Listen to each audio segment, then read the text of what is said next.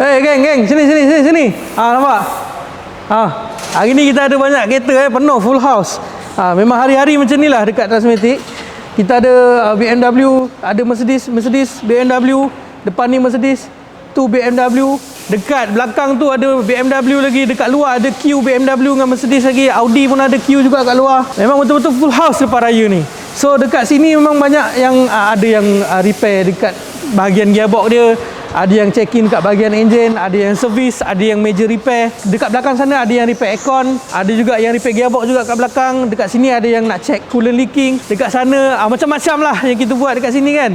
So untuk korang kat luar sana, dekat sini aku nak cakap, kalau korang pakai model Continental daripada Jerman, korang nak buat major service, minor service, major repair, minor repair, boleh contact kita sekarang. Dan aku nasihatkan untuk korang book appointment dulu, sebab memang kita sangat-sangat pack dengan kereta-kereta yang nak masuk sini dengan macam-macam masalah. Dan harap sabarlah untuk menunggu kita punya servis yang terbaik dekat workshop ni.